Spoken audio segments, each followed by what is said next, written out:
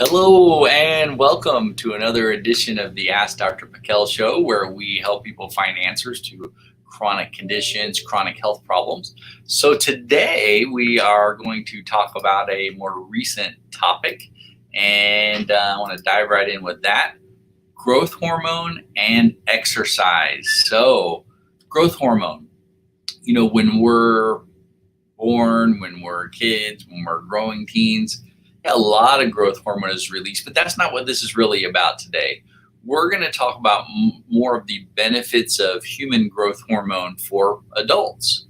Not always to increase our height or anything like that, because again, genetically there are certain set points to where you grow and then it's going to stop no matter what. Now, I would say human growth hormone is used, for people who have growth issues, especially in children, but where we'll see it used a lot too is in the exercise industry, weightlifting industry, people who are training to be even professional athletes, things like that. So, but there's some problems in that, because usually we're using synthetic growth hormone, and here's the problem. When you add hormone into the human body, initially you can feel a big difference. A lot of times, people start taking any type of hormone, even if it's women taking estrogen or progesterone or something like that, you usually get what's called a hormone honeymoon. You feel good for a little bit, and then after a while, it's like, gosh, it's not working as well. And then they increase the dose or change it to something else, and then you get that again, and it just becomes kind of a road to nowhere. And then the problem is only your body knows how much hormone it needs. So if you start adding exogenous hormones that you put into it, this can slowly saturate the system and cause hormone resistance, which is again why you won't feel as good as you did initially. Now, and this can happen with any hormone, but in particular with human growth hormone, let's say you're like a weightlifter and you're injecting human growth hormone to try to get bigger. Well, yeah, initially it may make a change, but after a while you're going to have to use more and more and more, and eventually it's not going to work. And then you're going to have to go off of it for a while, and then it's going to, but again, that's not what I'm going to talk about too. I wanted to talk about how your body can increase its own growth hormone and the benefits of that. So this is kind of the good guy side of the story. All right. Okay, so let's first kind of dive in here. Let me change that. And let's talk about kind of the benefits of growth hormone. I think that would be a good place to start. All right. So, and human growth hormone, right up here, we're going to call that HGH. Kind of those are the initials for it, human growth hormone. So what are some benefits of human growth hormone? Well, one of them that you might hear about the most is it helps the body to burn body fat. So this will help with weight loss. A lot of people love that benefit of human growth hormone. And another thing that it's going to do that even helps with that too is it improves, a little technical issue here, improves blood sugar. A little messy there. All right, so it improves blood sugar. So if you have insulin resistance, pre-diabetes, diabetes, metabolic syndrome, even hypoglycemia, human growth hormone can help your blood sugar get more stable and improve its levels. Also, another thing that happens when you're releasing human growth hormone is it improves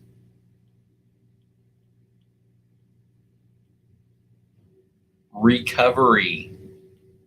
And what does that mean? But something's not right here with my little pen thing. Okay, so improves recovery. This would be like if you went out and did a bunch of physical activity. If you went out and took a shovel and dug a hole, and spent maybe like the weekend doing that, or just even one day doing that, you may wake up the next day like, I'm so sore. I haven't dug a hole in a long time. So all those muscles that you used are extremely sore. Now, if you release human growth hormone, this improves recovery time, where it's like, hey, I dug a hole yesterday. I'm not really sore like I used to get. So again, that's more of what is recovery. The other thing that human growth hormone does is it improves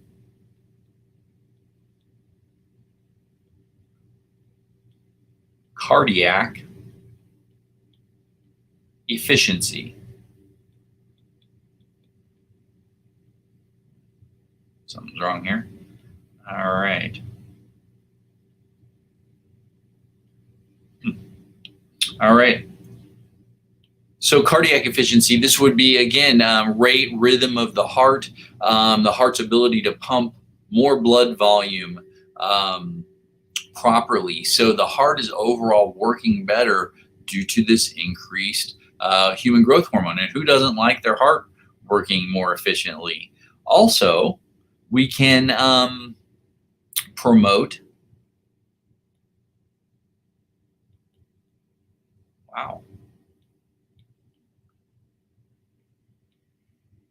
muscle growth, and strength. So if you want to build muscle, and it doesn't mean you have to be like, bulky or anything like that, muscle tone, muscle growth. Everybody needs some muscle growth and strength. Who doesn't want to be a little stronger? Again, human growth hormone can help with this. All right. Another thing that human growth hormone helps increase: bone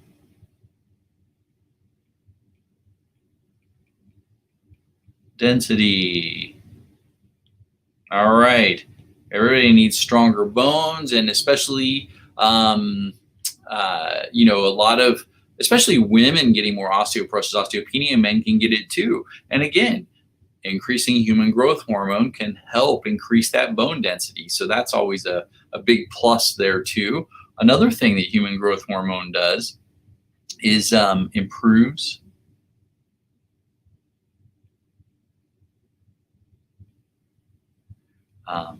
the immune system. So, and this is especially important right now, with everything that's going on right now, virus wise, who doesn't want an immune system that's working better? Human growth hormone can help with that. And then one more thing that it helps: brain synapses. So this means it helps with brain communication within the brain and the body. So your brain is going to work a lot better if you have brain fog, if you've, focus, concentration, memory, so many things. Brain synapses aren't just in the frontal, they're everywhere in the brain. The brain's going to work better, more efficiently with increased human growth hormone. So all these advantages of this hormone, hey, sounds pretty good to me. Give me a drink of that. Well, how does this occur? How can we make this occur? How can we increase this if we're not like a growing teenager or something like that? Well, let's talk about that now. All right, let me see if I can. There we go.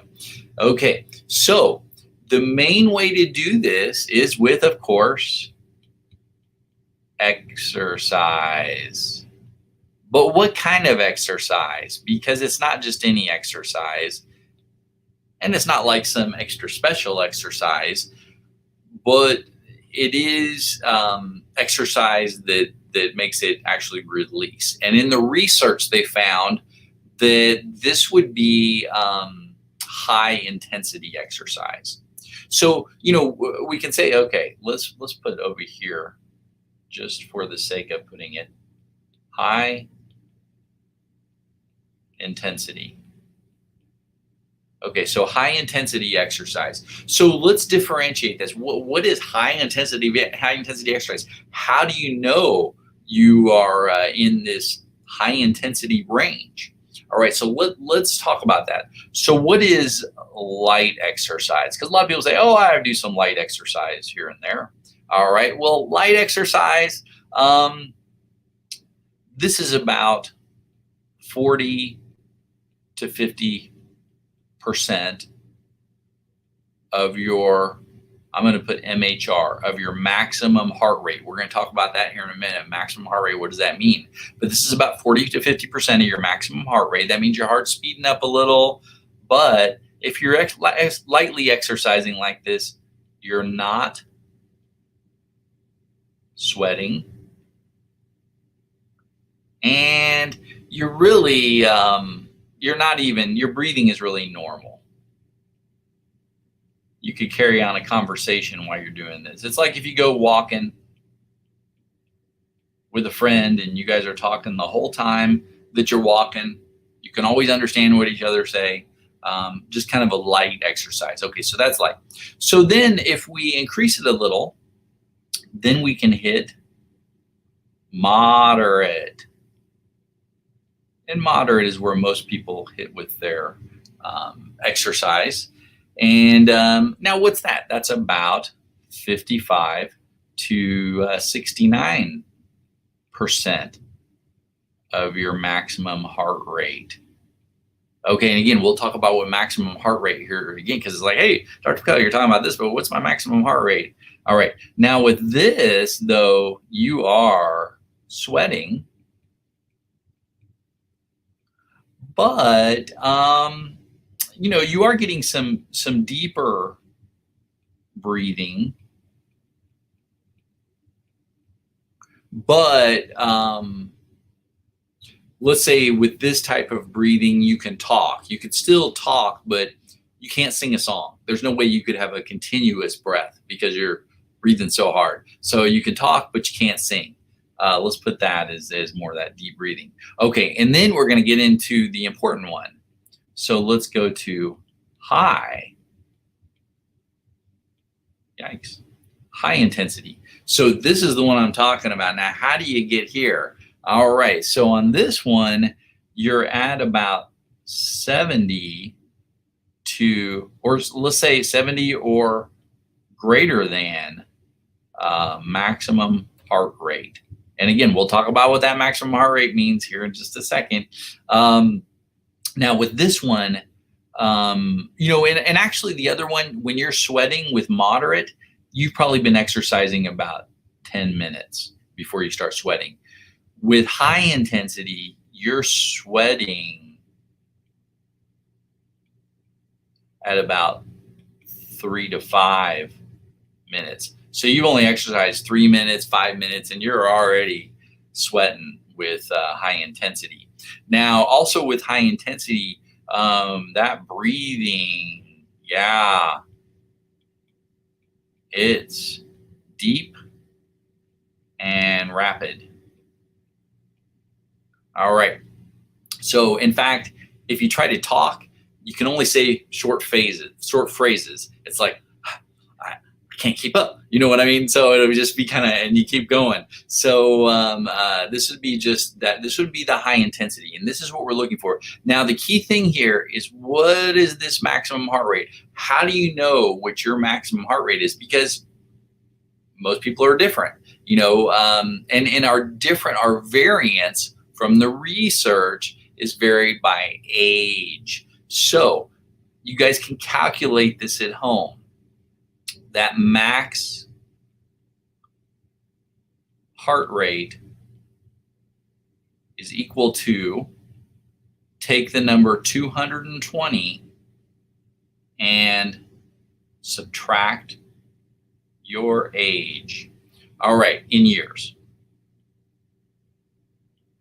So if you're 20 years old, 200, your maximum heart rate's 200. So again, you can calculate based on your age at home, you know, what this is, and then just put that into the percentages. So if you're on, let's say you go to the gym and you're using the treadmill or the stepper and or elliptical, and that's usually got that digital readout because you can hold the things that kind of calculate your heart rate. You can watch that and you can say, hey, here I am. Okay, am I to my maximum heart rate yet? And can I hold that? Now, if you start to exercise and hold that at that 70% plus of your maximum heart rate, you're starting to release this growth hormone.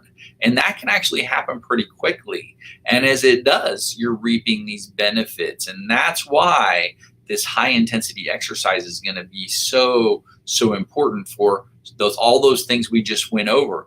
Losing weight, improving blood sugar, cardiac efficiency, muscle growth and strength, increasing bone density, immune function, brain synapses. And again, this isn't just running. There's many ways. You could jump rope, you could do push-up, you could do many things that increase your heart rate. So again, these are the things that can increase that growth hormone naturally, that has so many benefits on your health overall. So if you are looking to, let me change this here, increase your health, human growth hormone is an avenue to help with this through exercise. Now, before you start any type of exercise program, I have to add in, don't just go jump in and try to hit high intensity maximum heart rate right off the bat, because number one, as we get older, things can become a little, especially if we have health problems. You want to go to your doctor, find out, is it safe for you to exercise? So there's our little thing there to say. So don't just dive in. And anyway, any type of exercise, you don't just jump in overnight and suddenly start at, gosh, I used to, be able to do this 10 years ago and run this long and lift this much weight, and I want to start where I left off. No, that was 10 years ago. Start light, work your way up, get a trainer if you need to. The thing is, though, is do consult with your doctor and get checked out before you start any exercise program. But again, there are a lot of benefits to this. Also, if you have chronic health issues, autoimmune issues, again, we need to talk about some things first, because if your body is loaded full of inflammation, this could make you worse right now. The key is to get the person to the point where they can exercise and reap the benefits of this if we're dealing with patients who have health issues. So I hope everybody enjoyed today. Hi, Miriam. Hi, Shelly. Hi, Audrey. All right. I hope everybody got something out of this, and have a wonderful day. Don't forget to go to Facebook, YouTube, all of these, and give us the shout out or the thumbs up or the happy faces and everything. All right. Have a wonderful, wonderful day, and God bless.